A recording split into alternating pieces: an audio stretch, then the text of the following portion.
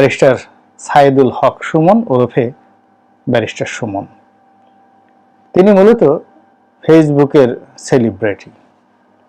ফেসবুকের মাধ্যমে লোকজন তাকে চেনেন।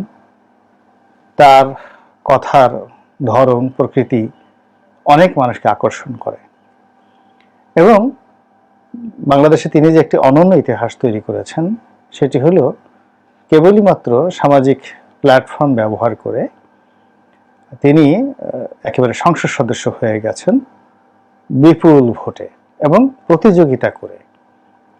বাংলাদেশে কোথাও সঠিক নির্বাচন না হলেও হবিগঞ্জের যে আসন থেকে তিনি নির্বাচন করেছেন একজন মন্ত্রী, সিটিং মন্ত্রী, সেই বিমান প্রতিমন্ত্রী, তাকে হারিয়ে তিনি যেভাবে সংসদ সদস্য হয়েছেন এটি একটি নজিরবিহীন ঘটনা।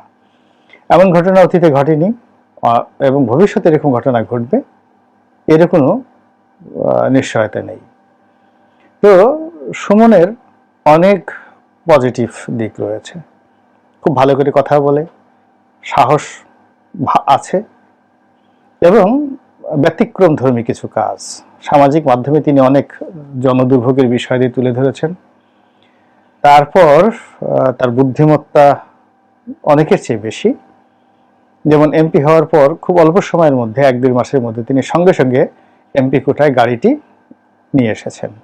আর যদি তিনি সেটা না আনতেন আজকে যে অবস্থা হতো, অ্যাটলিস্ট 4-5 কোটি টাকা দামের একটা গাড়ি তিনি এই সময়টার মধ্যে আনতে পেরেছেন। ফলে ইলেকশনে তার যে খরচ গিয়েছে এই গাড়ির সঙ্গে মোটামুটি একটা মিনিমাস হয়ে গেছে। তারপর নির্বাচিত হয়ে সে অনেক কথা বলেছে, অনেক কাজ করেছে এবং সেগুলো অনেকই ভাইরাল হয়ে পড়েছে। এবং এমপি হওয়ার আগে সে যুবলীগের রাজনীতির সঙ্গে জড়িত ছিলেন, আওয়ামী লীগের একনিষ্ঠ একজন কর্মী এবং আমার নেত্রী, আমার প্রধানমন্ত্রী, আমার শেখ হাসিনা, এই ধরনের কথা বলে তিনি খুব আনন্দ পেতেন। এবং ব্যক্তিগত জীবনে তিনি ফুটবল খেলা থেকে শুরু করে আরো অনেক কিছু করে তার এলাকার তরুণ থেকে শুরু করে সারা বাংলাদেশের তরুণদের একটা অংশের সঙ্গে তার একটা সম্পৃক্ততা গড়ে উঠেছে। তো এই ব্যারিস্টার সুমন সম্পর্কে আবার সমালোচনাও অনেক। যারা সমালোচনা করেন তারা বলার চেষ্টা করেন তিনি খুব বেশি বেশি বলেন, বেশি বেশি যাকে বলে দেখাতে চান, সস্তা জনপ্রিয়তার জন্য ঘুরেন, এর আচরণ, কথাবার্তা, চালচলন কোনোটার কোনো মিল নেই, মেধাহীন মানুষ, ব্যক্তিত্বহীন মানুষ, এরকম নানা রকম সমালোচনা। কিন্তু এত সমালোচনার মধ্যেও তিনি একজন ব্যারিস্টার, ইংরেজিতে তাকে তো বার করতে হয়েছে, এলএলবি অনার্স পাস করতে হয়েছে ইউনিভার্সিটি, ইংল্যান্ডের যে কোনো একটা ইউনিভার্সিটি থেকে। তো আবার সেই ব্যারিস্টারি করে সে বেশ অর্থবিত্ত উপার্জন করেছে এবং তার পরিবার, ছেলে সন্তান, তারা সবাই আমেরিকাতে থাকে। আমেরিকান সিটিজেন কিনা জানি না, আমেরিকাতে থাকে, কিন্তু তিনি বাংলাদেশে থাকেন এবং ওকালতি করার পাশাপাশি জনকল্যাণ করেন, ফুটবল খেলেন আর রাজনীতি করেন। এবং এই কাজ করে তিনি সচ্ছল, অনেক দামি দামি গাড়ি চালান। তারপর সাহায্য সহযোগিতাও করেন, বিভিন্ন সময়তে দেখা গিয়েছে। এবং এই এমপি হওয়ার পর তাকে নিয়ে আমি একটা পোস্ট দিয়েছিলাম বা একটা ভিডিও করেছিলাম তাকে নিয়ে, আর আরেকজন ভদ্রলোক আছে হামিম গ্রুপের, একে আজাদ। আমার কেন যেন মনে হচ্ছিল যে এই দুজনের মধ্যে একটা ব্যতিক্রম ধর্মীর সম্ভাবনা আছে। প্রধানমন্ত্রী ইচ্ছা করলে তাদেরকে কাজে লাগাতে পারেন। জিএম কাদেরের পরিবর্তে সুমন এবং একে আজাদ সাহেবকে একত্র করে যদি এটি অনুগত গৃহপালিত বিরোধী দল তৈরি করা হয় তাহলে সেটা আরো ইফেক্টিভ হবে এবং সেটা আওয়ামী লীগের জন্য ভালো ছিল, বেটার ছিল। কিন্তু শেখ হাসিনা কেন সেটা করেনি সেটা তিনি ভালো জানেন। কিন্তু ব্যারিস্টার সুমন বা একে আজাদ তাদেরকে যদি বলা হতো তাহলে তারা অন্য যে কোনো লোকের চাইতে শেখ হাসিনাকে এই মুহূর্তে বেশি সাপোর্ট দিতে পারত। তো যাই হোক, এখন সবাই পালিয়ে গেছে, কিন্তু ব্যারিস্টার সুমন এখনো সম্ভবত পালাননি এবং তিনি অত্যন্ত দৃঢ়তার সাথে বলেছেন, কেন পালাবো, এদেশ তো আমার, কি করবেন আমাকে। এবং তার এই যে সাহস এবং এই যে তার যে অ্যাপ্রোচিং, এটি আমার কাছে খুব ভালো লেগেছে। মানুষের এরকম সাহস থাকা দরকার আছে। এই জন্য আমি তাকে মিয়ার বেটা সুমন, বাঘের বাচ্চা সুমন, এরকম ভালো ভালো যে শব্দগুলো আমাদের দেশে আছে সেগুলো তার ক্ষেত্রে ব্যবহার করতে চাই।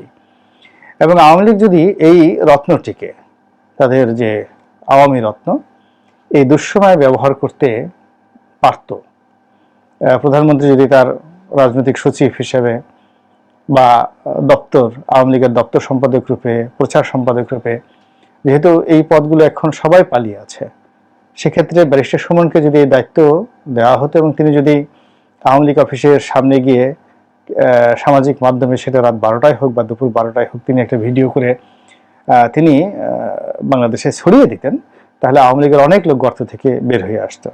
এবং আওয়ামী লীগ তো একটা যেন-তেন দল নয়, এটা একটা বড় দল, বিশাল বড় দল, এবং এর মধ্যে মুক্তিযুদ্ধ করার যেমন ঐতিহ্য রয়েছে, এর বাইরে মুক্তিযুদ্ধকে নেতৃত্ব দেওয়ার ঐতিহ্য রয়েছে, ক্ষমতা চালানোর অভিজ্ঞতা রয়েছে, আর ক্ষমতা ছেড়ে ঠিক বিরুদ্ধ পক্ষের সাথে লড়াই সংগ্রাম করে জেল জুলুম হুলিয়া মোকাবেলা করার অভিজ্ঞতা রয়েছে। ফলে এই দলটি নিপাত যাবে না বা এই দলটি শেষ হয়ে যাবে না, এটা আমি নিশ্চিত বলতে পারি। তার বাস্তব প্রমাণ হলো শেখ হাসিনা যাওয়ার পরপরই কিন্তু পুরো গোপালগঞ্জ এক হয়ে গিয়েছে, এবং সেখানে সারা বাংলাদেশে যাই হোক না কেন, গোপালগঞ্জ রিভোল্ট করেছে, পুলিশ রিভোল্ট করেছে। তো শেখ হাসিনার যে কর্মকাণ্ড আপনি যতই নিন্দা জানান না কেন, সেই পুলিশের মধ্যে তার যে ভাবমূর্তি, শেখ হাসিনার ভাবমূর্তি, যেখানে পুরো রাষ্ট্রকে চ্যালেঞ্জ জানিয়ে, সেনাবাহিনীকে চ্যালেঞ্জ জানিয়ে, জনগণকে চ্যালেঞ্জ জানিয়ে পুলিশ শেখ হাসিনার পক্ষে অবস্থান নিয়েছে, অথবা ভয় পেয়ে যে কোনো কারণেই হোক না কেন পুলিশ এখন কাজ করছে না। তো পুলিশ এখন কাজ করছে না, ধরে নেওয়া হচ্ছে যারা বেশিরভাগ মানুষই শেখ হাসিনার প্রতি অনুরক্ত। 2 নম্বর হলো গোপালগঞ্জের সব মানুষ এই সময়টাতে যেভাবে রিভোল্ট করেছে, এবং এটি আলটিমেটলি বাড়তে থাকবে। গোপালগঞ্জ থেকে এটি ধীরে ধীরে ফরিদপুর আসবে, বরিশাল যাবে, খুলনাতে যাবে, যে বেলগুলোতে আওয়ামী লীগের জনপ্রিয়তা বেশি, সেখানে এই গোপালগঞ্জের যে ভাইরাস, এটি চলতে থাকবে।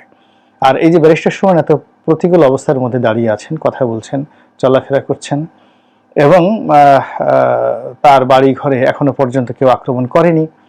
ব্যারিস্টার রফিকুল ইসলাম মিয়া সাহেব, ব্যারিস্টার না ঠিক, মেজর রফিকুল ইসলাম বীর উত্তম, তিনি অবশ্য ব্যতিক্রমী সৎ ব্যক্তিত্ব এবং জনপ্রিয় এলাকাতে, ফলে এত বিরূপ অবস্থার মধ্যে তাকে নিয়ে কোনো কথা হয়নি। সাবের হোসেন চৌধুরী সাহেবকে নিয়ে কিন্তু কোনো কথাবার্তা হয়নি, আর মতিয়া চৌধুরীর কথা তো বাদই দিলাম। এখন ওনারা সবাই বয়স্ক মানুষ, কিন্তু তরুণদের মধ্যে দেখা যাচ্ছে যে একমাত্র সুমনই কথা বলছেন এবং সাহস দেখিয়েছেন।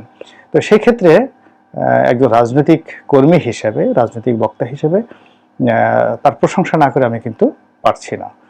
আপনারা জানেন যে আলেকজান্ডারের সঙ্গে ক্ষত্রিয় বীর, আমাদের পাক ভারত উপমহাদেশের বীর পুরুর যুদ্ধ হয়েছিল, পুরু পরাজিত হয়েছিল, কিন্তু পুরুর বীরত্ব দেখে আলেকজান্ডার মুগ্ধ হয়েছিলেন এবং তিনি পুরুকে তার রাজত্ব ফিরিয়ে দিয়েছিলেন। তো কাজে এই সময়টাতে যারা ছাত্র জনতা, তাদের উচিত আওয়ামী লীগের মধ্যে যে সকল সাহসী মানুষ আছেন, যাদের বিরুদ্ধে দুর্নীতির অভিযোগ নেই,